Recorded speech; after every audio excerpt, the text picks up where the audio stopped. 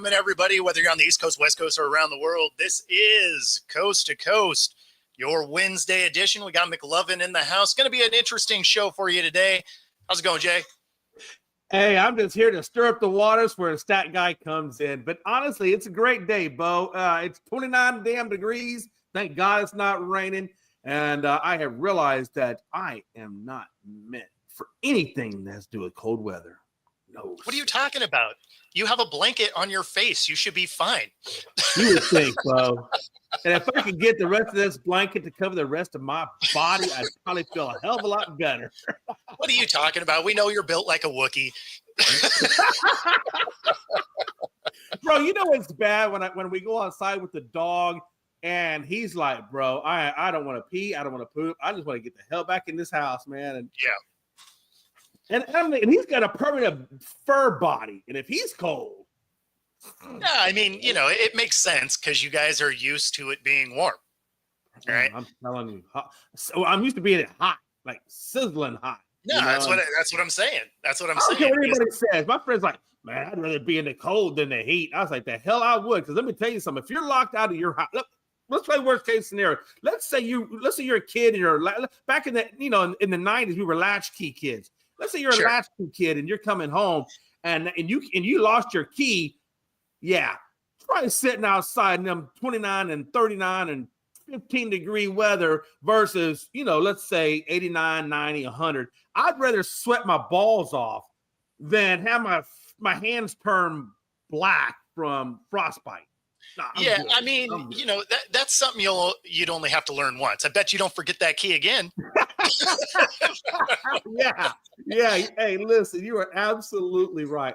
I just gotta say, mad respect to you guys that live up north, man. I could do that. No, I mean, see, that's the thing is you get used to the weather that you're around, right? So for me, like when it's 40 degrees, I'm still in a t-shirt.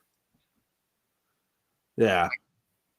A t-shirt, shorts. I get that because you're acclimated, right? I get that. Yeah, no, that's exactly it. That's exactly it. When it gets to that temperature, when I start wearing a jacket is because it's raining, right? Or it's windy.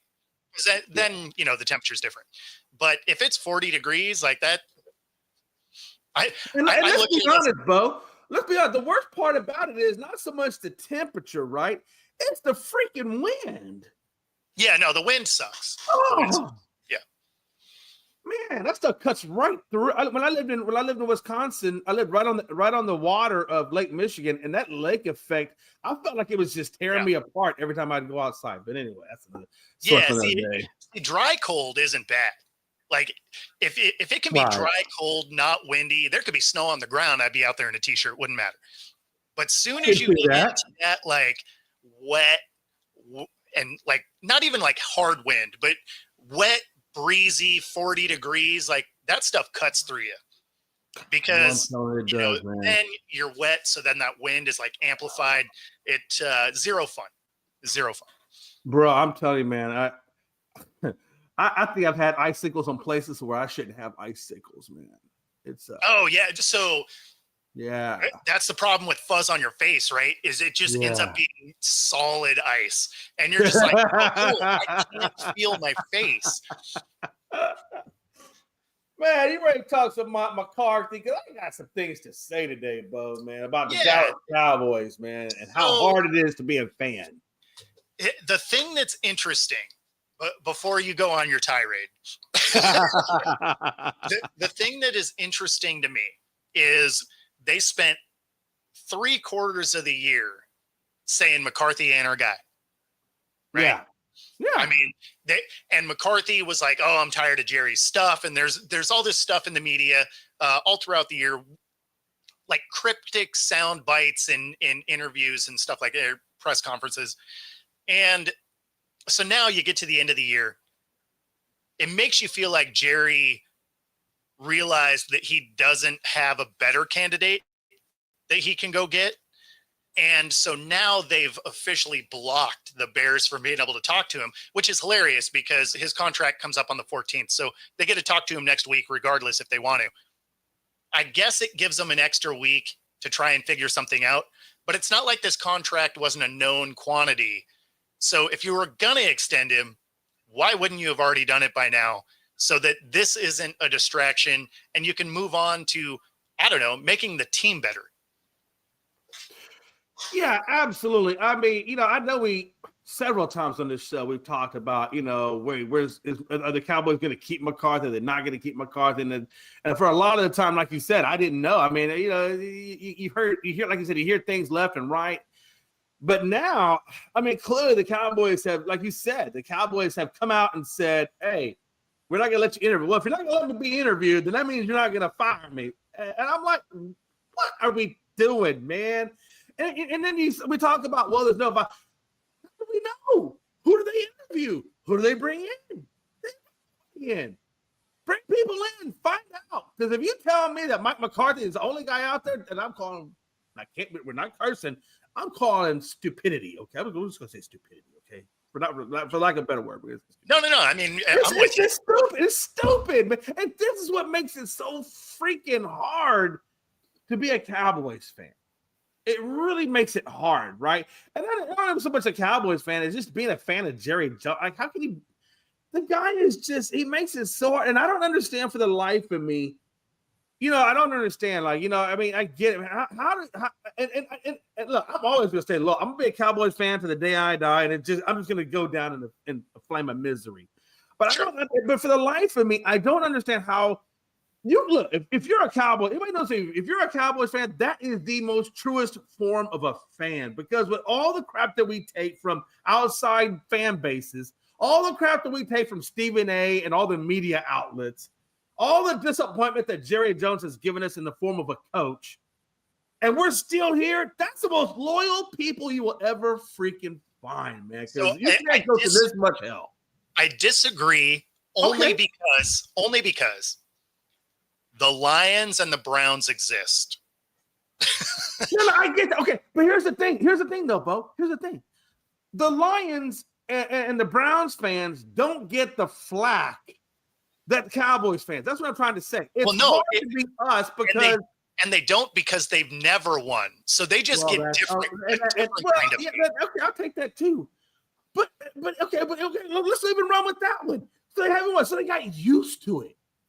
They got used to the way their teams are, right? They're every year they're like, except for this year, because I think this year they really are fully on board, and which they should be, because Detroit has a really good chance this year. But it's like when you're a Cowboys fan, and look, I will tell you, I was a typical Cowboys fan up until about 2 years ago when no, seriously, because there's only so much humble pie a man can eat. There's only so much humble pie, And they're like, you know what? I've had my full of humble pie. I'm still a Cowboys fan, but I'm not going to be the delusional guy that, that everybody else has us out to be, right? And I do believe there are Cowboys fans that are realistic. I think, I don't know his name, but I know the Cowboys super fan that always hangs out with Pags. I can't remember that guy's name. Yeah. I know who you're talking about. I gotta imagine that guy is probably not a delusional fan. I don't, because every time I say, he looks like he has a very realistic view of the Cowboys. Sure. But our fan base, dude, I can't tell you how many, you don't even know, man. Every time the Cowboys lose a big game, do you know how bad my DMs are flooded with people just giving me crap? It's because of your fan base that you get that. Right. But I mean, I'm not the only one that probably gets that level of hate DMs, if you will. No. I mean, you know what I'm saying? But you got to really be a fan. Like, to go through all of the misery and all of the crap that we got to go through. I mean, you don't even know how many times I want to punch Pags in the face, but there's nothing I can do about it because there's nothing I can do about it. Like, I can't punch him in the face because, I mean, he's not wrong about the things he's saying. So I mean, it's almost like taking humble pie without doing anything to deserve the humble pie. Like, I got to take humble pie regardless. Well, no, and I mean, when you listen to, and I'm not a Stephen A. fan, but when you listen to him, he has a very similar viewpoint of the Cowboys that I do. Is I don't hate the Cowboys as a team, right? It's the fan base. He calls them a nauseating fan base, right? And it's because you were going into your last game and you already had parts of your fan base like, we them boys, next year we're going to the Super Bowl. It's like, you guys don't even have a coach yet. Like let's calm down a minute. Oh no, Like, you no, don't have a team or a I coach. understand what you're saying. I So- do, and that's what so I'm the saying. fan So base- some of the The fan base brings it on themselves. unfortunately, you're not wrong. I mean, you're not wrong, man. And you know, but and that even adds another layer to it, right? Why it's hard to be us, because I agree with you. because the ones out there that are delusional, they make it hard for us. And so for the ones that are more realistic, like I said, I'm not going to hate on you guys out there for doing it, because I was one of you.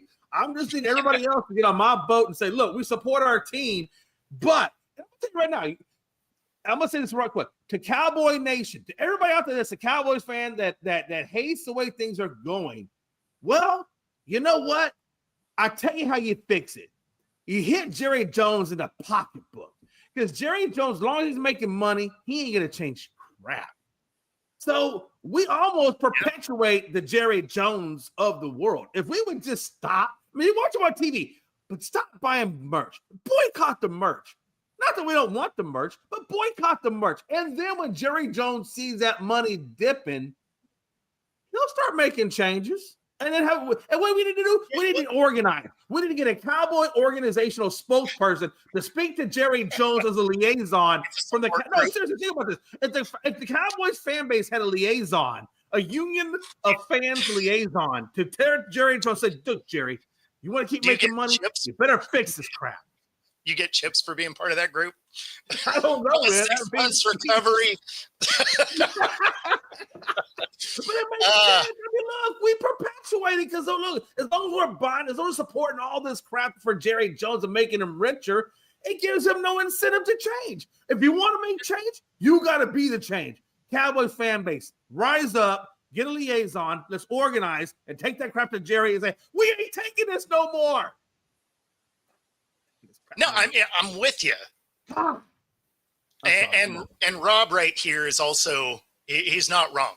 Like there's something that we can appreciate about your fan base, because here in Seattle, there's so many that are later additions to the fan base, right? So they're a product of a like he said in this here, a front runner fan base, where they came in when it was Russell Wilson and when I got that Super Bowl. Yeah. So it means that they've only been here for successful years. Right. So now that it's not even a bad year, they're a 10-win team, but they're just hating on the team and everything about it. And so it's funny because you can tell that element of the fan base are part of that bandwagon problem, rather than guys that, were here during the 90s when they were god awful. And, so, or even before Pete got here, right? Like we had a 4-win team with Mora the year before he got here. So you can tell that a lot of this fan base here in Seattle didn't go through some of these down years. So they're losing their minds over a 9 or a 10-win season. It's like, I don't think you understand how most of the league lives. There are 8 teams with 4 or less wins this year. That's almost a third of the league. and that's the thing. To going back to Jerry Jones and Mike McCarthy, look, this guy's had a hot minute to be there, to make change, to do what he needs to do. And he's done it. And look, I gotta tell you, Bo, he is so freaking antiquated, man. Like the guy just, he's coming back from a time of way back when he had Aaron Rodgers at the prime of Aaron Rodgers, career, whatever, Sure. And so there was a lot of things that went right for him, but he doesn't have that anymore. And it's just the decisions he makes, the people that, like, why would you ever bring Mike Zimmer in? Why would you bring that in? Why would you not go out and get some younger, talented guys? Bring in Brian Flores. Bring in some younger talent guys out there that are in touch with today's NFL and not yesterday's NFL. And that's the spark. That's the change that we need to go in a different direction, rather than the same freaking direction. It's like taking your truck out to the beach and you get stuck in the sand.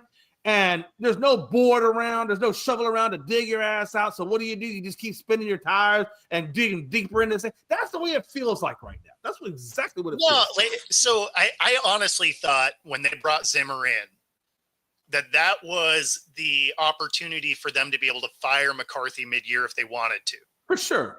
Right? Like that's what that move felt like to me. Right.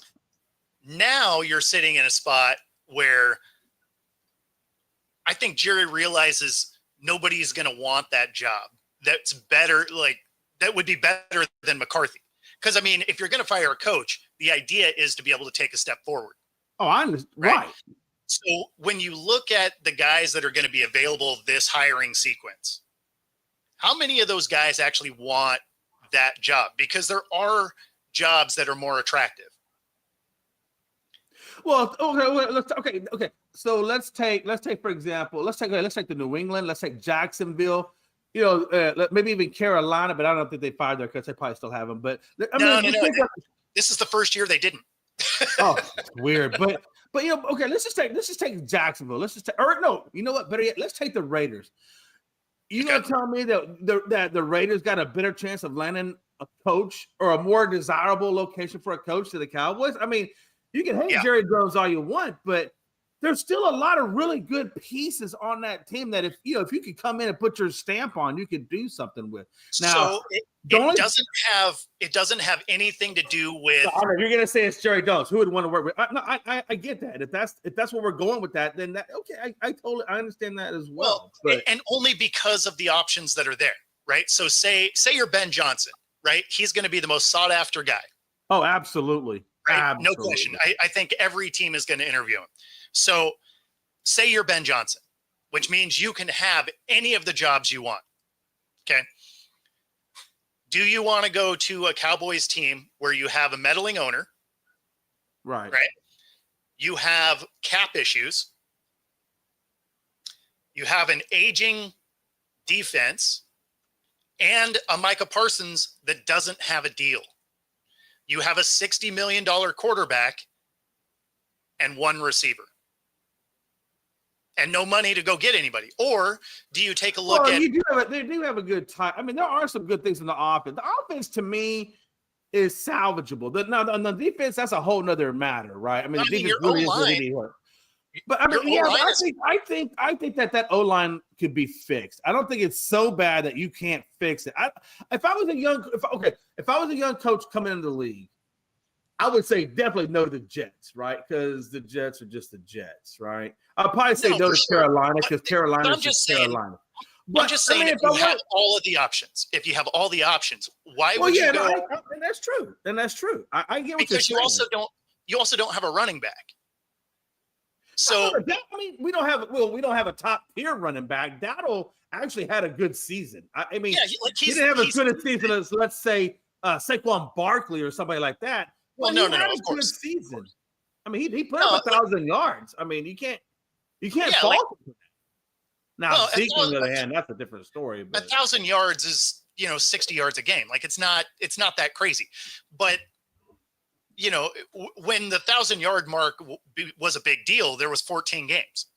Now that there's 17 games, it's 60 yards a game. Like it's really not that big of a deal. But look at the NFL though. We don't see those 200 rushing guys like we had a few seasons back, right? I mean, we had a couple of, I think Saquon Barkley, they've had a couple of 140-yard games, but they're even few and far between. Look at James Cook. He was the number 9 running back in the league in fantasy. And there's multiple times where he's only put up like 50 or 60 yards. Look at Pacheco. Look at Hunt for Kansas City. There's multiple instances where these running backs aren't putting up those big numbers like they did in past. No, because the game has moved away from it. All I'm saying is if you have the pick of the litter, do you take a cash-strapped Cowboys team, or do you take a team like the Jags where you need to fix the defense, or the Bears where you need to fix the O-line, but you have good pieces around? The Raiders, because they have not only a lot of money, but they also have some draft picks coming. So, I mean, there's options, especially as a first year like as a new coach, Right. that you won't have the Dallas pressure and all the limitations.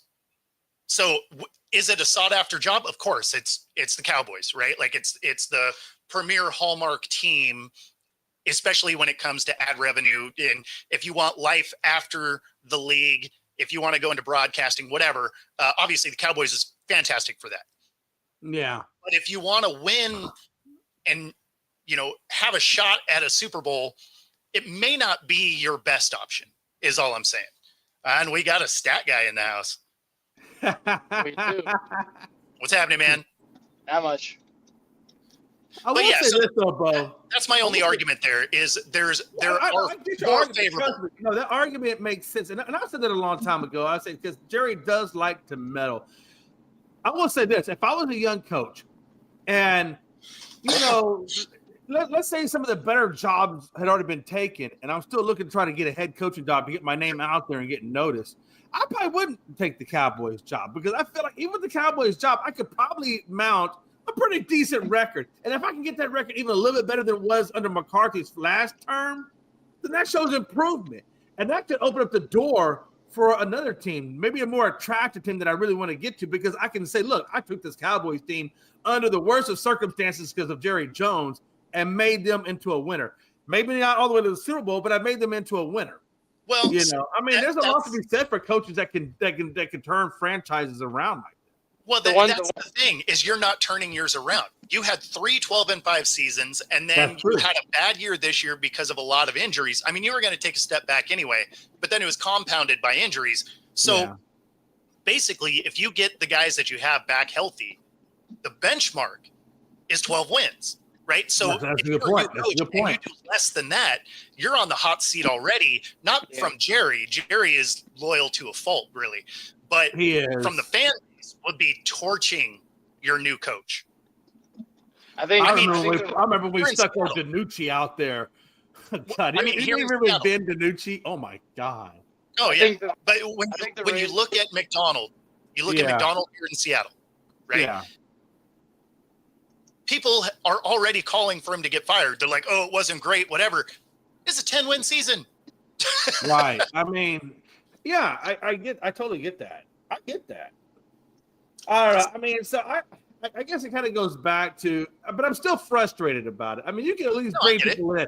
If McCarthy's your guy, okay, or if he's the only one that can take that job, okay, then it is what it is. But damn it, at least bring some people in and interview some people. So where the fan base is like, well, Jerry did bring people in, whatever. I mean, so here's why you can't do that. So they already blocked the Bears from being able to talk to him, right? So you have to look at this as he's your guy, right? Like they're working on numbers is the impression. Yeah. If they bring other people in, it means you're moving on. Yeah. So any negotiating you had with McCarthy is now over. Right. Because he's would that be a bad thing? Would that be a bad? I mean, let's say this. Look, we already know we're not going to win with McCarthy. I don't care. We're never going to get to the Super Bowl with McCarthy. I just don't see that happening. Sure. But I mean, could the Bears actually do us a favor? Because, like you said, he's up. His contract is up in 4 days? So 4 days, he can talk to anybody he wants, regardless of what the Cowboys want to do or not. I'm telling you now. But I would pray that Chicago takes McCarthy off our hands and just force the Cowboys to do something different. But probably Zimmer, but then that's the thing is it's like, who do you get that you think is gonna be better? Because you're not getting Ben Johnson. No, I understand that. My idea is that we would take Zimmer would probably get promoted. He'll have some really crappy seasons. The locker room will go to crap, and then we'll be forced to fire Zimmer. And then finally, once we get rid of Zimmer and McCarthy, then we can start looking at something. Because Jerry's going to be forced to look at something different. Hell, I don't care. Go get a college coach. Go get what's that dude out there? Lane, like a Lane Kiffin. I don't know. Get somebody, right? I mean, I'm just so sick of the same old routine. It's one guy that is getting, if you wanted to look at college, the one guy that is getting some phone calls is David Shaw, who used to be a Stanford head coach. Yeah. There's a couple of teams that are giving him a call. Yep. So, I mean, there are a couple of those options out there. But, I mean, it's I don't know. I mean, it's tough if you're Dallas because some of the people that would be willing to go there probably aren't as good of a coach as McCarthy. Now, whether you love McCarthy or not, he wins. Yeah, the record speaks for itself. Yeah. I get it. I understand all that. Real quick, because I got to get it here in a second. But I want to talk about just one more coaching change or one more coaching option out there that I wanted to get you guys' opinion on. So now, obviously Vrabel is going in for the New England job, right? He's going to go in. He's going to interview. I was telling Frankie the other day, I was like, look, if you guys hire Vrabel, I was like, that's not going to move the needle for you guys. That's not going to get you where you want to go. You got all this money, all these things to do it. You got to make sure you hire the right guy to be able to build that team. Because like you said earlier, they literally have nobody. They got, one or two players, and then after that, they have nobody. I said, you really need to bring the guy in that's going to rebuild this team the right way and lead this team and develop this team. And I said, if you bring Vrabel in, look, he didn't do all that great with Tennessee. He got fired from Cleveland only after, 1 or 2 seasons as a coordinator. I don't think that he's the guy or anybody really under that Belichick tree, that's going to lead that team to the promised land. I don't know. What do you guys think about Vrabel? I actually disagree. I think Vrabel is the perfect fit in New England, mainly because you look at what he did in Tennessee. He went to the AFC Championship game with Ryan Tannehill. He really did not have any type of offensive talent in Tennessee besides Derrick Henry. And all he did with Derrick Henry basically was consistently win the AFC South, consistently get to the playoffs, get to the AFC Championship game, and basically put his team in a position to make the playoffs year in and year out. Yeah, and he did it with Tannehill, which is a liability. So exactly. So he always had a good defense in Tennessee because that's a specialty. New England's been known to have a good defense, so I mean he's walking into that situation. And last season he wasn't even a coordinator for Cleveland. He really wasn't even on the staff. He was a senior analyst on the defensive side of the ball. He literally He literally just took that job to stay involved with the NFL last year. Otherwise, he would have had the year off doing nothing. Like Vrabel or Brian Flores, I think would be the two Belichick fits that would work perfectly in New England, just because of the style of how they coach. Like Brian Flores is a hard nosed. These four names right here are the only ones are reported to actually be interviewing. Vrabel to me makes the most sense on that list. I feel like the other three are I'm required to talk to a couple of people. But Bo, like you said earlier, you said, like we were talking about like where people can go in and implant their name and make something to do something. Obviously, with the amount of cap space that New England has, wouldn't that be attractive to a Ben Johnson? And if you had the opportunity to get Ben Johnson, wouldn't you rather have Ben Johnson over Vrabel? Yeah. Yeah, I mean, the thing with Ben Johnson though is Ben Johnson's only going to go to the perfect situation, which means he's going to go to a place that has an established quarterback. Granted, New England looks like they have one in Drake May, but outside of Drake May, they have nothing else on offense. Ben Johnson's not going into that situation. They do have cap space. They have draft picks. So, like if you wanted to build something. Attractive. Yeah, no. So like the Pats is a fairly attractive job. There's other jobs that are probably more attractive for a guy like Ben Johnson. I think Vrabel can absolutely step in here and do exactly what he wants to do. Vrabel feels like the inevitable coach. Yep. Which is probably why they aren't interviewing that many people. I think it's Chicago. I think it's Chicago or bust for Ben Johnson. See, this is who the Bears are interviewing. Now it's more than that. It's actually more than that. They have. So those are the ones that they have requested an interview for and have gotten permission to interview. I think Pete Carroll would be a really good add-on to the Bears. I mean, what he did with Seattle? I like Pete there. I like Pete as a GM. No, I would actually take him as a coach because one thing that team really lacks is energy. And if there's something that any of these coaches exudes is Pete. right? Yep. Nobody has more energy than Pete. Hell, I don't have more And I energy. think he could absolutely develop, or continue to develop Caleb Williams in his progression to get, even better and better, right? I think he could bring Caleb to that really, and I obviously think he's going to address that offensive line issue too. Yeah, the offensive line in Seattle was never Pete's problem. No, I was talking about the Bears. Schneider. So I think he could fix that part. That's why I think this is where I think Ben Johnson ends up. Yeah. I think at this point, it's where there's smoke, there's fire. I like Ben Johnson for the Jags. I do too, but Ben Johnson, for whatever reason, has been very intrigued with the Bears' job since the beginning. And I think a lot of that has to do with Caleb Williams being a young quarterback that he can build the offense around. You have DeAndre Swift there, who he worked with in Detroit, so he knows how to get the most out of DeAndre Swift. You have DJ Moore and Rome Odunze, two young wide receivers that he can essentially do the same things with that he does with Amon-Ra St. Brown and Jamison Williams. You have a good receiving tight end in Cole Kmet, very similar to what Sam Laporta is. The only difference is Detroit's got a far more superior offensive line, which is what I feel Ben Johnson would focus on in the draft, is building up that offensive line to protect Williams. Well, I mean, anybody that's taking that job is going to focus on the offensive line. And Rob, I agree with you. The advantage here is the Bears are young. So his particular brand would actually still work with the Bears. So, I don't think that would be an issue, but I get what you're saying. Like some of the vets don't buy into the rah-rah kumbaya that he's into. But, at the end of the day, it's a very young team.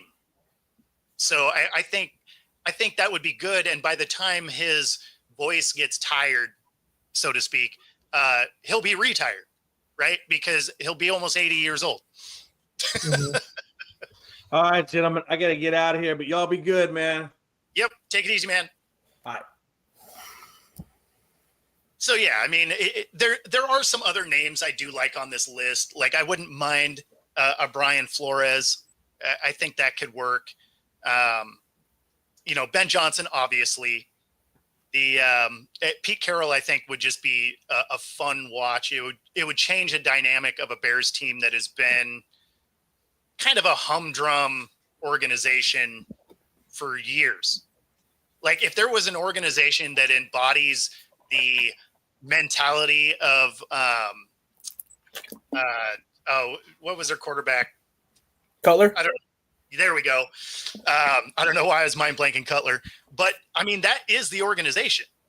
If there's an organization that embodies basically their motto of just being settlers, the Chicago Bears are the definition of being settlers. Because Cutler.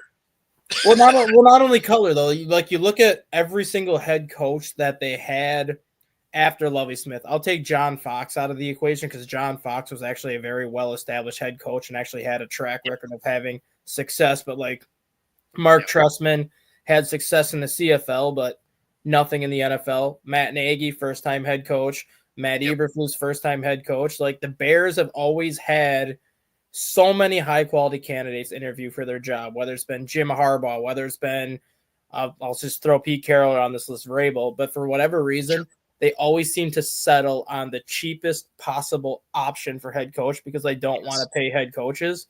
And I think it's finally gotten to the point where they're seeing that you cannot go cheap on a head coach. You need to spend money on a head coach, which is kind of why I think Ben Johnson gets the Bears job, because I think it'll basically be a situation where it's a blank check and it's like, what do you think you're worth? Here's the check, sign it, job is yours, and we'll go from there. Yeah, I mean, I also wouldn't hate seeing Monken in there. Monken, I think, could actually have some success with this team. And I think Joe Brady could too. Joe Brady did Josh Allen. Yeah, no, I agree. Like, I actually like a lot of the names on the list that they're targeting here. The only two that don't make sense, in my opinion, on this list are Mike Kafka, just because you look at how bad the Giants' offense is. I don't know why you'd want to bring him in when Kafka doesn't look good on any list. I don't understand how he's getting phone calls. And then Arthur Smith is another name that I'm not too fond of just because he was not a great coach in Atlanta. I mean, he came into Atlanta expecting to turn that offense around, and that offense was stale at best when he was in Atlanta. And then just David Shaw, like I understand that he was working. I forgot what team he's working for now, but he's in the front. Oh, he's in Denver's front office now. He's, I think, a assistant to the GM in Denver. But like the first time head coach thing to me is always going to be a tricky situation, especially for people that had success in college. But David Shaw only had really a 2 or a 3 year run of success in college, and that was ultimately right when he took over for Jim Harbaugh, because he still had a lot of those Harbaugh players that Harbaugh brought in. So it was still technically Harbaugh's team that he was coaching. Yep. Once those group of players left Stanford, he was lucky to go 6-6 at Stanford. He was not a very good head coach after that 3 year run when he had Andrew Luck and Christian McCaffrey. Because after those players left, which are all Harbaugh guys, yep, I think he only had one winning season his final 4 years at Stanford. Yeah, and I mean, I don't know if that's because he's a bad coach or he's a bad recruiter. So I mean, But even like nowadays, like head coaching in the NFL, you do kind of have to recruit, especially for free agency. Like you have to try to get some of these players. Like money does talk, obviously, but you still want to recruit them. And let's be honest, a lot of that falls on the GM. Yeah. So the coach is a little more removed from that. Rob, there's actually quite a few names on this list that I think could be misses here. And the top name on that list is a name that I would keep an eye on for you guys as an OC. Drew Petzing. Yeah, I mean, he may stay there if he doesn't get a head coaching job, though. The thing there is he's interviewing with the Bears. He's interviewing with, I think, 3 or 4 other teams. Yeah. And there was a report that came out yesterday that said if he does not get the head coaching job with any of these jobs that he interviews with, Arizona's also going to let him seek a lateral move because he also is in line to get promoted to an assistant head coach. Oh, okay. Jonathan Gannon's assistant head coach is, I believe, the defensive coordinator in Arizona. So they already have an assistant head coach. So that would be a situation where I could see him coming to Seattle and then Mike McDonald making him the assistant head coach. No, because we already have one. I think that part of our coaching staff is okay. They're specifically looking for an OC. The 2 names on this that I think could be misses, and it's just because they have generational talent at quarterback, and that's Monken and Brady. Those 2 guys, they may be great. They may not be. We don't know because you have Josh Allen and Lamar, right? So those are question marks. They may be every bit of what Kafka too. I don't include Kafka because he shouldn't be in any conversations at all. But I don't know how you hire a guy where the offense is completely inept and think that that's a good fit. So that one seems like a foregone conclusion, so I wasn't including it. But Monken and Brady both feel like guys that may be a product of the fact that they have a generational talent on their team. So those could certainly fall into that.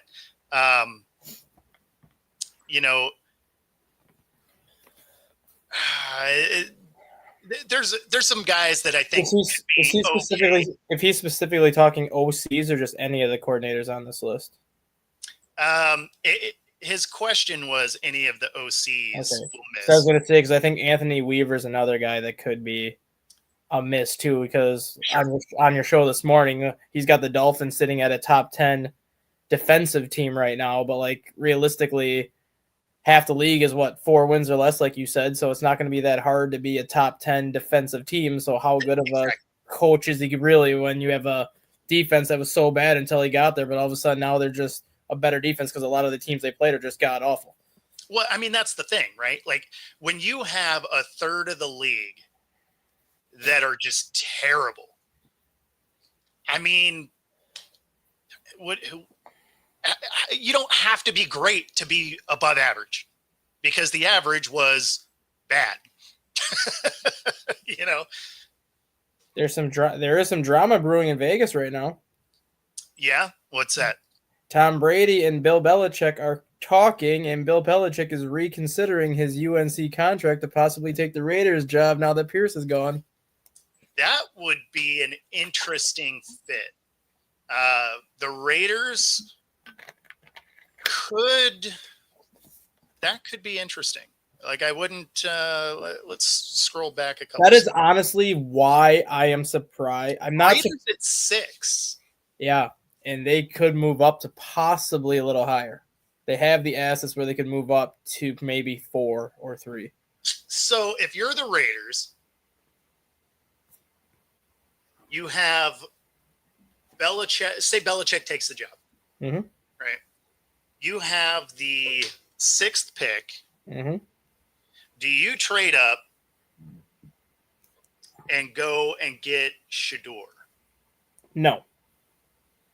What I ultimately think is gonna It's like a Raiders thing to do. what I think is gonna happen, and I think what I think is gonna happen, and I think it all depends on Monday night for various reasons.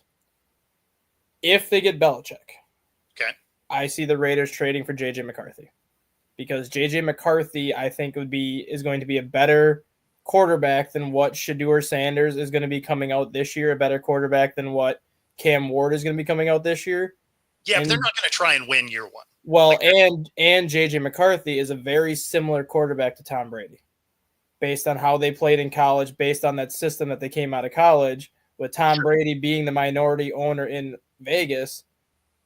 He could help McCarthy out a lot. And it's going to basically give Belichick the same quarterback that he had in New England for all those years that he would be in New England. Obviously not at the same level because nobody's going to play at the same level that Brady played, but it's still a very similar quarterback that does a lot of the same things that Brady did when he was in New England. And it's something He also doesn't have the benefit of being in just a trash division. Oh yeah, exactly. But it's still like it's still a quarterback that Belichick is familiar working with because of the style Like, that McCarthy plays. I guess I could see that because for you to trade for JJ, you could get him for a second. You could probably get him for a second and a fourth. Yeah. And So then you keep your number 6 pick. You go and either draft a wide receiver if you need, because I don't know how many good receivers are in the draft. But you could go get a wide receiver. You could go and get offensive line. You could do pretty much whatever you wanted at that number 6 pick. Then plus getting a potential franchise quarterback in McCarthy if you make that trade. yeah, so if you pretend like you go for the trade, then I still look at maybe moving up a couple of spots and getting Hunter. That I would do. That I would do Hunter, not Shador. I would do it for Hunter, not Shador. So if you're trading for JJ, I could still see moving up, go get Travis Hunter, add him to let's be honest, a really good defense already. Yep. And then you would end up with some packages with him on the offensive side, because why not? And then you have the money to address the rest of your defense. You'd have the money to address the skill positions on offense to help McCarthy out like that. You already have a great tight end. Yep. 2 great tight ends, actually, because Max Mayer was a good tight end last year before Brock Bowers got there. True. So you actually have 2 of the better tight ends in the league that you could do double tight end sets with. Yeah, and then you have packages with Hunter out there, and then you focus probably like a late day 2 receiver is probably what you're targeting there, because you wouldn't have any of your picks left at that point. So you'd be a 3rd round receiver, and you'd just be looking for a speed guy, right? Yep. So no, I could see that. Like I could see that working out. And then the Raiders also picked, I think, 37th overall, which is the 2nd round. Yeah. I could potentially see them, if they were to make that trade, I could potentially see them trading back into the 1st round for like a later pick. And if the person is available, getting Ashton Genty. Because the Raiders don't have a running back now that they moved on from Josh Jacobs. Yeah, I think you'd be able. I don't think they would do that. One, because they're just not going to have the picks, right? Because you're talking about trading to move up. You're also talking about trading to get a quarterback. Now, obviously, all of those picks wouldn't be all out of this single year. Yeah. But if you're looking to build, Gentry won't be there. You're not going to have the draft. Like you'd be so strapped for picks at that point to try and move up and get that. Like you'd basically be forgoing the draft for the next 2 years. So you probably don't go get Gentry, but what you might do is go grab Leonard Fournette, because you can get him for nothing, and he's not currently on a team. Or you can even get Cam Scatterbo in round 3. Or Scatterbo, which In, like, actually round would 3. be great because you can use him in the pass game. It would like a Taysom Hill type of package. Exactly. So I could see something more like that rather than move up to get Gentry, although like obviously would be fantastic. I don't think you can make those moves and justify the fact that you just don't have a draft pick the next 2 years. That's why I can see, like, if the Raiders did something like that, it'd probably be a second and a third, because I believe they have 3 third-round picks in this year's draft. Okay. So they could trade a second and a third to get McCarthy, Sure. keep their first-round pick, so then you're basically giving up your second-round pick for an additional first-round pick, which at that point, if you basically get the number 10 pick in this year's draft plus the number 6 pick in this upcoming draft, that's good enough, I think, for most teams anyways. And then you wait till round 3, where if you have but if you do that, you miss out on Travis Hunter. Yeah. Like if you wanted to go get him. No, but but that's what I'm saying. And then you take your like your future assets to move up from 6 to get Travis Hunter. So then you're essentially getting McCarthy and Hunter, basically 2 first-round picks. Sure. Then if you don't pick in round 2, you still have 1 or 2 picks left in round 3, where you can go back and get Scadaboo if he's still there in round 3, and then you have all that cap space and free agency to pretty much do whatever else you want, whether it's skill positions on offense, offensive line upgrades, defensive upgrades. You'll certainly need offensive line upgrades, because the one thing we did see in the limited amount of play time that he is he needs some better protection because he does hold the ball a little too long. Mm-hmm. Now, some of that is because he's a rookie and he didn't get any play time, but at the same time, you need to give him enough protection to be able to learn rather than be on the ground a lot. Mm-hmm. But yeah, no, the Raiders, I think, will be an interesting off-season to watch. And that's before Jay got off. That's kind of what I was going to tell him too. Like, if you're a free agent coach, well, not really a free agent coach, because coaches aren't free agents, but if you're a coordinator looking to get a head coaching job, mm-hmm. and you're looking at the Dallas situation or the Raiders situation, Dallas is in a more of a position to win now just because of the talent that they have on that team. Like, they're still going to have Prescott. They're still going to have CeeDee Lamb if they can figure things out with Micah Parsons. Like, you're still going to have the core of that Dallas group together where you're kind of set up for a win now situation, but not necessarily for the future when you have to start worrying about the rest of these contracts that you're going to have to pay. Versus the Raiders, you're coming into basically a blank canvas where you have so much money, so many things that you can do with that team. And I think having Tom Brady be part of that ownership group is a big reason why a lot of these young coaches would pick the Raiders, because they're going to want to be with Tom Brady. They're going to want to kind of pick his mind a little bit to see how he thinks, knowing how successful he was on the football field.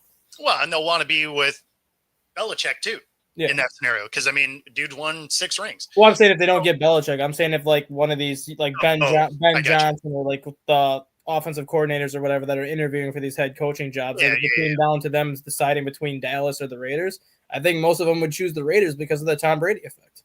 Well, and I would of the two, I would take the Raiders as well, because you're basically walking into the same scenario. Just one has cap space and one doesn't. Mm-hmm. You're both scenarios. You are in tough divisions that you're probably not going to win. Mm-hmm. Right. But the expectation level for the Cowboys is here and the Raiders are here. Like, you're going to go to the Raiders and you have basically, long as you don't screw it up, because Antonio Pierce screwed it up royally this year because he actually did fairly well after he took over last year. And I think that kind of, I hate to say it because he pretty much set himself up to fail because he had so much success when he took over that team last year. I think a lot of people expected that to translate down to this year when sometimes that's not the case. I mean, he honestly would have if he didn't end up with so many injuries. Yeah, but that's why I think he got the short end of the straw, just because it's just like the guy had so much success his first year there. You couldn't expect him to do the same thing like this year because they actually were pretty healthy for the most part last year. Well, that's why I thought Gerard Mayo ended up with kind of a shafted deal as well. Just because there's got to be more behind that with his firing, because it just seemed like all season long that he was on the hot seat for whatever decision he made. Like, even when he benched Brissett after 5 games, they're like, "Oh, is Mayo on the hot seat?" I'm like, he benched Brissett because they're 1-4 and they drafted a rookie at number 3. Like, I think he's trying to give the team a little boost here. No, like it felt like he didn't have a real shot at this job. Yeah, because when you look at their roster, nobody thought they were going to be good. Mm-mm. Like, you look at the roster and you're like, yeah, you have a rookie quarterback no weapons. You have and one. You have one weapon who's a running back. and a defense that is okay. Mhm. It's not great. They don't have anybody great on that, on that roster. here's Some people that might become really good, but nothing that was great as of today. So then you trot out a first year coach. I don't know what you were expecting. So here's a question for you now that we kind of got to the Patriots quick. Mhm. If you're the Giants or the Jets, obviously the Giants moved on from Daniel Jones. Looks like the Jets are going to move on from Aaron Rodgers because I don't think he'll be back. Yep. You try to trade for Joe Milton. Because Joe Milton all of a sudden is starting to get a lot of kind of chatter about a team trying to trade for him and maybe making him the starter next year. Because he has the tools, and he, from all accounts, even in preseason, there was a pretty strong debate in the preseason who was actually playing better. Was it Joe Milton or was it Drake May? Because Joe Milton had a great training camp, and he actually had a great preseason to the point where a lot of people thought he'd be ahead of Drake May on the depth chart this year. There's so many issues with this team, though. Like, this really feels like if you're the Giants, you trade back. They wouldn't even have to give up a first-round pick for Joe Milton. They could give up like a fourth-rounder. Because if you're the Patriots, do you really think they're going to go into next season with Drake May and Joe Milton as their top two quarterbacks? I personally don't. I think they're going to try to sign a veteran backup. Because otherwise, who is Drake May going to learn from? A guy that's been in the long just as long as he has, that's seen even less snaps than he has? Yeah, I think Brissett, that's why I think Brissett comes back on like a 2-year deal. And then Brissett just backs up Drake May just to basically be the teacher that the young quarterbacks need. Yeah. That essentially puts Milton in a spot where he's going to be looking for a job somewhere. Yeah, I don't know. I guess I just didn't see enough tape of the guy to have a good. He's basically, from a toolsy side of things, if you're just looking at the tools like arm strength, accuracy, and like kind of the intangible things, he is a bigger, slower version of Anthony Richardson. Like, he's got a cannon for an arm that he can throw about 70 yards. He has the size, because I think he's like 238 pounds, 6'4". Like, he's a big quarterback. Yeah, he's a big guy. So he can take a hit. He can take a hit. He can run when he's pressured. He runs like a 4.65, 4.66 40. So he's not fast, but he's also not slow. Like, he can run when you need him to be. Okay. It's just that he hasn't had, obviously, the snaps to really show what he can do. Like, Joe Milton was... So his comp would be best case Big Ben. Best case Big Ben, worst case Anthony Richardson, but kind of a little bit of it, like the elusiveness of an Anthony Richardson, but kind of like the size and the arm strength of a Big Ben. Well, that would be early Ben. Yeah. So that's where I think like somebody could maybe trade a fourth rounder for him just to give him a shot, because if you could get him cheap enough, and then you run it back with Drew Lock. And then if Drew Lock does the same thing this year, where start him 5 games, if you're sitting at 0-5, 1-4, make the change and see what can happen. Because at least Drew Lock's got 5 years of experience where he can teach Milton the ropes a little bit. Yeah, I mean, so that I could see, and then of course, if you are they're sitting third. Right. Third or I think they're fourth. Let's see. Third, okay. Third. So then you could still maybe get Cam Ward, or you could still get. Well, no, that's where you do take Travis Hunter. Yeah. Right? So then, yeah, I mean. So because then that helps on the defensive side of the ball. You have, gadgety packages where he would be opposite of Neighbors, which would be huge. No, like I could see that. I could see that, especially if you could get him cheap enough. Yeah, that would be the real question: is can you get him cheap enough? I don't think it would take more than a fourth or a fifth rounder straight up, because he was a third round or a fourth round pick last year, so it's not going to cost you a ton. Yeah, but I mean, if you were going to get a guy that deep, then do you get a guy like Ewers, who's going to be a day 3? There's talk that Ewers might come back one more year. Yeah, I've heard that. I don't know. I still think he ends up declaring, but I would think if I was the Giants and I was in a situation where I had Drew Lock and I had to decide kind of what I was going to do, I would make a trade for Joe Milton, just because if it doesn't work out, you're going to be a top 5 pick in next year's draft anyways, and you're going to have a better quarterback class coming out. So then you're going to have a pick at a better quarterback at that point anyways. Yeah, I mean, I guess if you could get him for a fourth, I mean, why not? Because you're going to be paying Drew Lock essentially $6 million, and then you're going to be paying Joe Milton $8 million, and then you're going to be paying Joe Milton less than $1 million. So you're going to have two quarterbacks on your roster making less than $9 million in combined salary. Yeah, what is their cap hit for Danny Dimes next year? I think 38. 38. Okay. Yeah. So I mean, what? All things, you're 45 mil into the position. Like With that, basically that's still a you're paying three quarterbacks $45 million at that point, which basically comes out to $14.5 million per quarterback. Yeah. No, I mean that's a discount. Yeah. That's not terrible. You move on from DeVito. DeVito would be making more than Joe Milton anyways, because DeVito would be getting close to $1 million just because of service time. Yeah, So, no, exactly. That's what I mean. You move on Milton, from him. Milton would be around $500,000-600K. Yeah, I mean, I don't know. That could work. Like, I wouldn't hate that scenario. Yeah.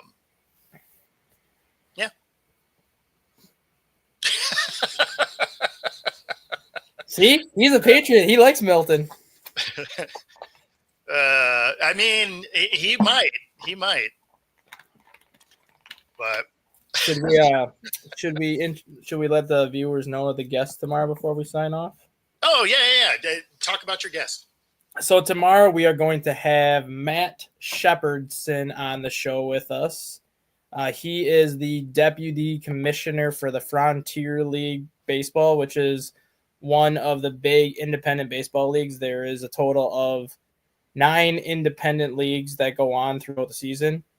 4 of them are considered what they call MLB partner leagues, which basically they don't operate under major league standards. They don't follow the same standards as Major League Baseball, minor league baseball, and things like that, but they follow the same rules that Major League Baseball and the minor league baseball does. And the Frontier League is one of the 4 that are considered MLB partner leagues. Right on. And is he here for the full hour? Is he? I didn't talk. We'll probably just do like the first 15, 20. Okay. With him, I said I'll send him the link around like 10:30 when you ever send that link out. Perfect.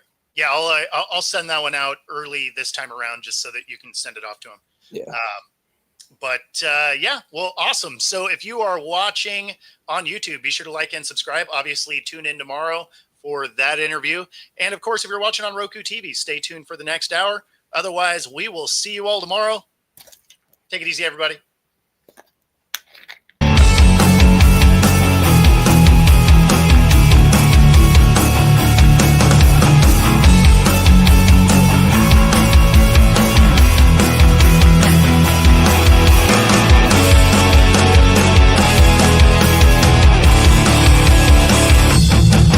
Introducing National Streaming Sports, live and on-demand sports talk programming that you can access 24/7. For the premier sports talk experience, tap into our Roku channel. Start your mornings with Mac and Jack covering all the weekend sports action. Then pour a cup and enjoy all the sports you can drink on the Coffee and Sports podcast. At midday, talk sports from east to west on the Coast to Coast podcast. Followed at night by some hot girl talk with Prim and Proper Sports featuring Sonia Pearson. Talk boxing on the Gloved Fist. Yankee fans tune in for Start Spreading the News. And there's more on the College Sports Huddle and Sports Scope with Robert Butler. There are 20 podcasts in all and 70 weekly shows giving us a 3.4-star viewer rating. To find us on Roku TV, search for National Streaming Sports on the Roku search bar. Click on the logo and you're in. National